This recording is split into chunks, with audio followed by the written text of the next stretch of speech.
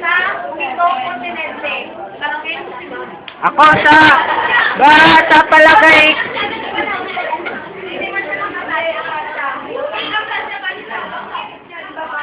May part ng Russia, nasakop siya sa Asia. Ang ilan na nasakop sa Europe. Yes, ma'am. Halos doble ang laki nito sa United States. At narito ang nakatang oras ng klema at mineral. Apat na klema. Di ah? Sa Pilipinas, apat. Dalawa lang sa Di ah, apat. Dalawa lang. Wala nang bansa. Noong 1998.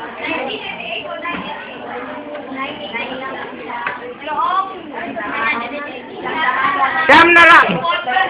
Sinaganap ni Vladimir the First ng Russia ang Kazakh Rego.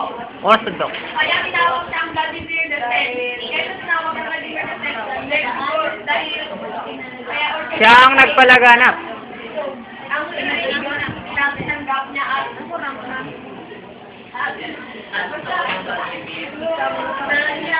Muli siya ang nagpalaganap. Saint, Santo.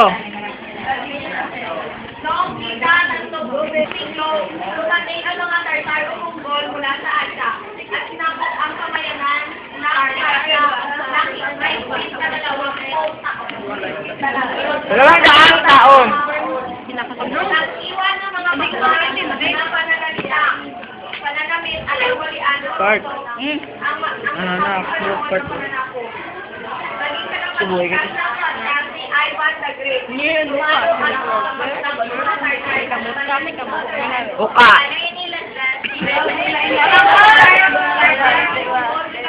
Kapagod na?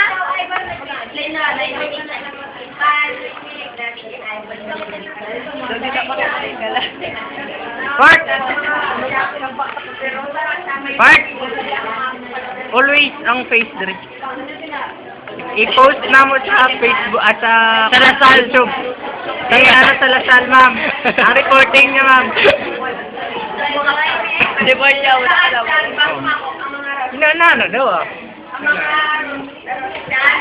Rusyano. Ang unang nag-influence sa mga Asya sa mga pananamit at mga pananalita ng mga taga-Russia. Oo, mga Tartar. Gitartar. Bakit umabot sa 200 taon bago nasakop ang Russia? Dahil sa malawak ito? Di ba ang Russia yung pinakamalawak? May dira! Oh my God! Ang Russia ang pinakamalawak ang palagay? Siguro dumating na ba si Ivan the Great? Malapit na. Bakit? Dahil ang mga Rusyano.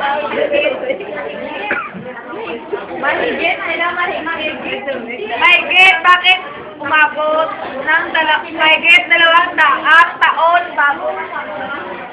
Dahil ako. Para